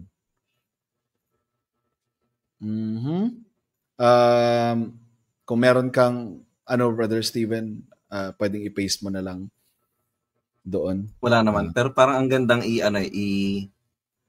back upan yung third item niya. It's permanent. If you want to say something, why not go for a cool t-shirt? Naalala ko kanina, nagtingin ng isang comment na isang Roman Catholic priest. Oh no, si Brother Steven ay nakikinig sa Roman Catholic priest. May sinabi siyang ganito, bago ka magpatato, kung gusto mo talaga magpatato, ganito gawin mo. Yung gusto mo ipatato, ipalagay mo sa t-shirt.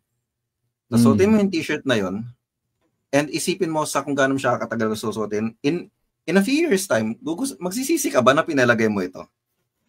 So, before you even do this, and by the way, again, we are not encouraging na lahat kayo magpatato. That's not what we're saying. And I hope you're not hearing what we are not saying. Paulit-ulit namin sasabihin yun. No? Yup. Wait lang. Hinahanap ko yung article niya kasi... Permanent yan. If this is something... Ayun, nakita ko na. Okay. Ayan. Sige, basahin natin. And I hope na sa minute na hindi ako nagsalita ay nabasa niyo siya, no? Top 10 reasons to not get a tattoo. Sabi niya, it's mainstream, unoriginal, everyone has them. Why follow the trend? So again, no, parang sinasabi niya, if you're just here for the trend, then don't. 9. It stinking hurts. Kung ikaw yung klase ng tao na kagaya ko na medyo mahina ang pain tolerance, then don't. But if you're willing to at least try, again, for the sake of yung sinasabi kong purpose kanina, no, marriage sign, at pwede ka mamili, no, sa mga nanonood sa atin dito na may knowledge or experience sa tattoo. May parts of the body na hindi ganon kasakit, right? So, normally yun yung nire-recommend nila na sa mga first-timers na dun ka sa part na yun, magpatattoo kasi hindi masyadong masakit. Pero sabi niya, it hurts. It stinking hurts. Ito, number 8, you might regret what you get. What size, where it is placed. So, for example, no, may Providence, biglang tawagan ka sa ibang bansa kasi magkakaroon ka ng magandang trabaho. Or kahit dito na lang, sa Pilipinas, no, may offer na managerial position and nagkaroon ka ng tattoo. And somehow, isa sa mga requirements doon sa trabaho na is that it's forbidden. So, if meron kang ganong consideration, di ba, no? May consideration ka na ganon, much better na wag ka magpatattoo. Baka mag-create lang ito ng regret sa iyo. Kagaya ni Darren. Kailangan pala sa promotion niya pero hindi niya kasi alam, 'di ba? Hindi niya alam. But then again, hindi mo ma-judge kasi patattoo siya in clear conscience. That's a part of the consequence na pinili niya from his choice. It could turn out bad. Ito. It could turn out bad, really bad. You have no idea how many times people pay a lot of money for what turns out to be very ugly, even misspelled. Only judge can God me. Yun yung pinatato, no? Kami sa only only God can judge me. Only judge can God me. Or yung mga Chinese characters na ibig lang pala sabihin ni water, ganun. Ang kulit, no? So yan, misspelled tattoo. So, 6, wag ka magpatattoo because it is expensive. So, 'di ba, no? Kung may pinaglalaanan ka sa pera mo, no? So, ibig sabihin lang to know your priorities. Ang pagpapatattoo is, hindi naman, yun nga, hindi siya issue ng necessity. So, hindi mo siya kailangan i-prioritize. Kailangan magpatattoo ka. It will draw attention. If you don't like people staring at you, kung uncomfortable ka na pagtinginan kasi may full sleeve ka na tattoo, tapos nakasando ka pa na sando ka, no? Elmer, shout out. So, kung hindi ka komportable doon, so wag ka nang patattoo din, no? So, okay na yan. It will draw attention. 4th, you will be judged. Yan. So, isa yan sa kailangan mo i-endure. I-judge ka ng mga tao. Especially, nandito tayo sa Pilipinas, kapag may tattoo ka, and sadly, ang mga Christians, sila yung primary judger. Sila yung mga primary judgmental people sa mga taong may tattoo. At nakakalungkot dahil may dati sa ina-attendan kong church before pa sa Salitran, sa Herald, meron talagang talagang 2 kamay hanggang dito, leeg, ganyan. Nung pumasok siya sa church, may mga nag-iwasan talaga sa kanya. And nakakalungkot yun na tayo yung merong ganong attitude. Nakakalungkot yun.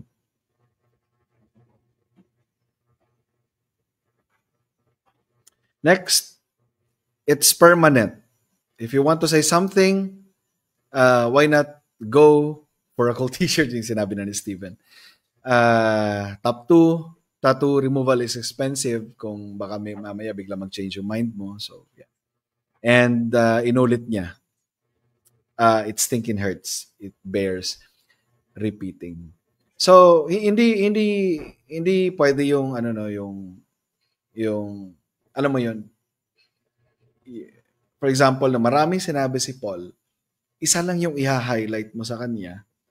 Tapos yung the rest hindi na, no. We should, Kaya ang ganda nung case ni Jeff Durbin doon sa preaching niya na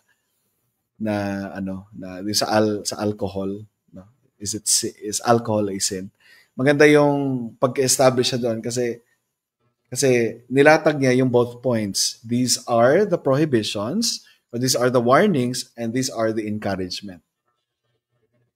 So again, maganda. So sa podcast na ito, sana nakita nyo yon na nilist down namin yung warnings and quoting Joe Thorne, discouraging people na gusto magpatattoo while at the same time accepting the truth that it is within the scope of Christian liberty. Kaya naman, sabi ni Joe Thorne, tattoos aren't for everyone, but they aren't inherently sinful. Tattoos are permissible. Ulitin natin ha. They are not for everyone. It is not for everyone, but they are not inherently sinful. Tattoos are permissible, but that doesn't mean you should get one. Have one.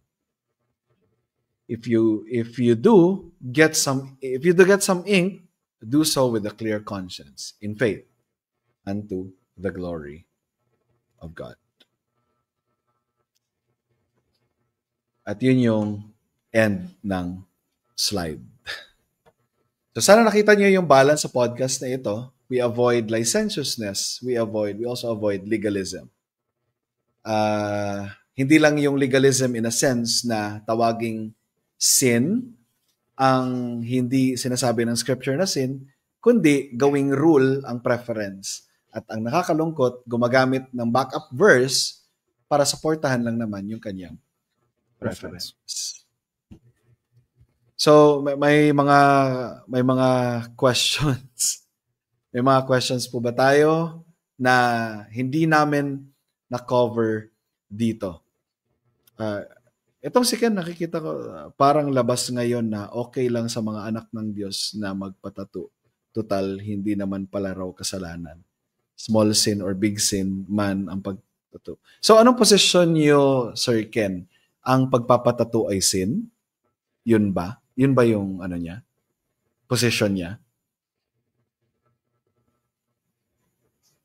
Well, it looks like that. And again, yun ba, Ken? Mm-hmm. Kailangan natin itanong, is it inherently sinful? But then again, ang conclusion namin, you may not agree with this, pero ang conclusion namin is that it's not. And we can argue from the text that it's not. Pero hindi rin na, again, kakatapos lang na slide kanina, hindi rin namin sinasabi na, sige, dahil dito, magpatato na kayong lahat. Please, take the time na mag-play back, tingnan yung mga previous slides, kasi itong mga ganitong klaseng question, it's not helpful. It looks like hindi nakikinig ang nagtatanong. Hindi, ganito na lang. Ken, are you willing to debate that? Are you willing to debate the position that having tattoo is a sin? Kasi nag-accommodate naman kami ng discussion dito sa aming channel, and I think that would be very, very beneficial sa mga tao.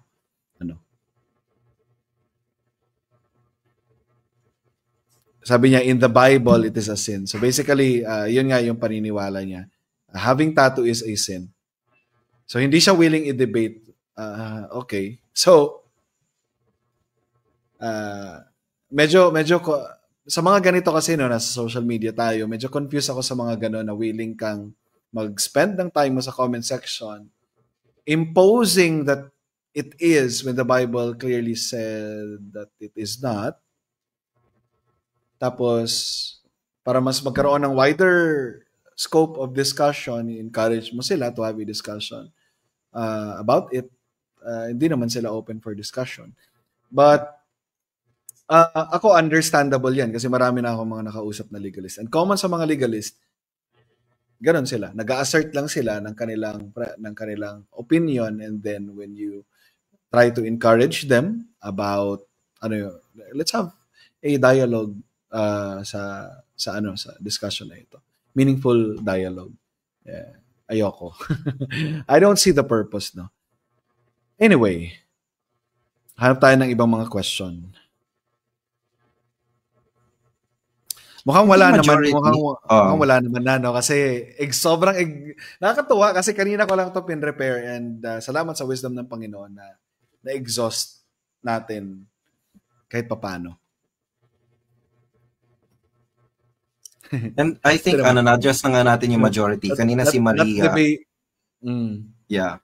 May mga questions si Maria, which all boils down pagdating sa intent or yung motive ng nagpapatato. And I think we've already addressed that. So if you're convinced this is not sin, sure. If you're convinced that this is sin, then don't do it. Pero in the process, huwag ka mag-impose sa isang kapatid na may clear conscience with regards to this kind of, or to this subject matter. Not debatable, bro. We cannot change what... Again, I argued sa Leviticus 19:28, Deuteronomy 14:1, 1 Kings 18:28. What did I miss? Na ang prohibition, direct prohibition ng marking nun sa katawan relates to idolatrous worship. What did I miss? Hindi lang yun, Brother Steven. Kasi i-assert niya lang na, hey, sin yan. Okay, without any justification. Tapos ikaw, in-explain mo naman yun sa Leviticus. So basically, refuted yung kanyang view about it. But still, pupush niya, hindi, sin pa rin yan. Ano ba yung nasa slide kanina na nandun sa comparison? Isa sa mga traits ng legalist, sabi dito,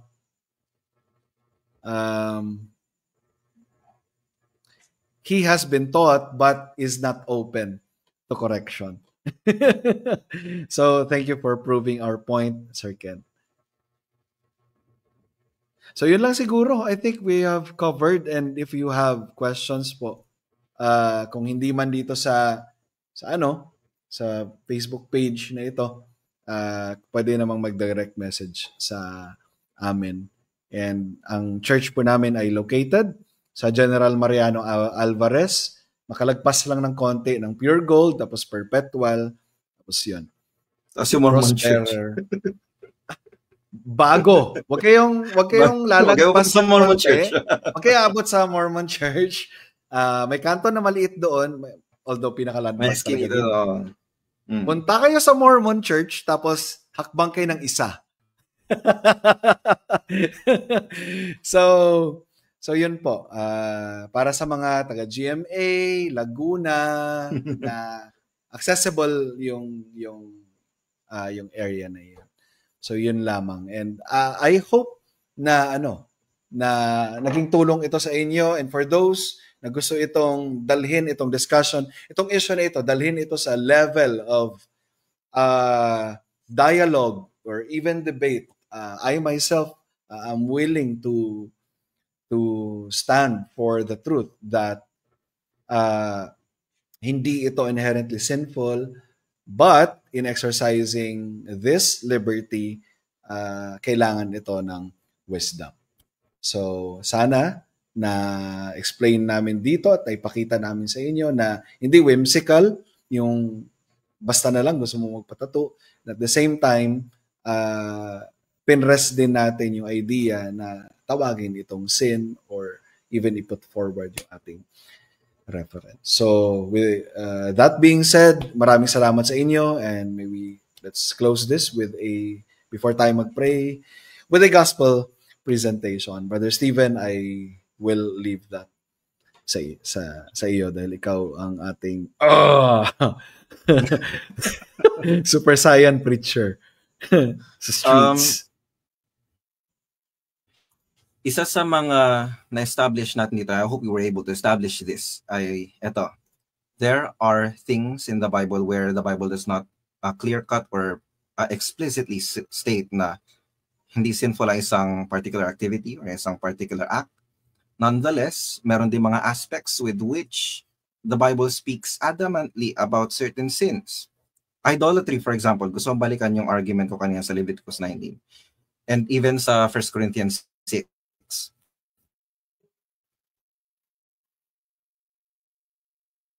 Anything that are disobedience, idolatry. If you're not worshiping God, then who or what are you worshiping? So, if you are in that position where you are not worshiping the God of the Bible, then God calls you to repent.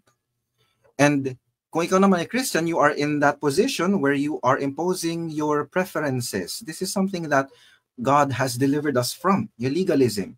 He has provided forgiveness sa sin na ito, and we need to repent of this sin kasi it divides the church. Pietism and legalism is a cancer that is very dangerous sa katawan ni Kristo, and it must be rebuked. It must be repented of. Gayon pa man, sa mga hindi pa mananampalataya, you may not have a tattoo, you may have a tattoo, you may not be doing it for idolatrous purposes or idolatrous intents, but for so long as you are not worshiping Christ, you are not worshiping God's anointed, then you are violating God's law by worshiping anything else but God. So God commands you to repent, and may God grant you yung faith and repentance by His grace. Amen. Maraming salamat, Brother Steven. So, yeah, maraming salamat sa pag-tune in sa almost 2 hours na podcast. And we really exhaust everything that we can sa podcast na ito para sa local church namin primarily, and of course para sa Christianity as a whole, especially sa context ng Pilipinas na nandun pa tayo sa pietistic tradition and legalistic mga tendencies because of course, offshoot ng pietistic culture. So, yun. Maraming salamat po. And let's close this in prayer, Brother Steven? Ako na lang, kasi preach ka na ng gospel. Heavenly Father, thank you so much for the discussion tonight. And hopefully, gamitin mo po ito hindi lang bilang isang source material in the future, kundi makita ng isang Kristiyano na siya ay pinalaya na sa guilt ng sin, sa pagkagapos, pagkaalipin ng kasalanan. Ang Panginoong Jesucristo mismo ang nagpalaya sa kanila. Kaya whoever dares to put his preference as a rule sa isang tao, that person is sinning. Kami na nasa posisyon na ito, ilayo niyo po kami sa ganong espiritu. And hindi lang nawa ito mag-lead doon sa mere intellectualism, pagkarga ng information sa mga ulo ng mga Christians, kundi magdala talaga ito sa tinatawag nating doxological aspect ng isang Christian. May this doctrine, Christian liberty, leads us to worship Christ, love Christ, love His law even more. Sabi sa kanyang salita, if we love Christ, we will obey. We will not dare add. We will not dare abuse. Thank you, Father. I pray in Jesus' name. Amen. Thank you, guys, and see you on our next podcast. By the way, wala pa palang announcement ng ang Reformed Baptist Church of Malabon, pero mauunahan ko ba sila? Pero beneficial din na masabi ko July 5. Pero ayoko nang pangunahan yung, hintayin na natin yung yung may changes, yun na lang i-announce ko. May changes po sa conference date ng Rediscover 2025 at ang tabayanan po natin ang announcement ng Reformed Baptist Church of Malabon. Shout out din kay Pastor Eman na magka-catch up daw siya. Yeah, hopefully Pastor Eman and fellowship soon dito po sa aming munting tahanan. Maraming salamat and God bless us all.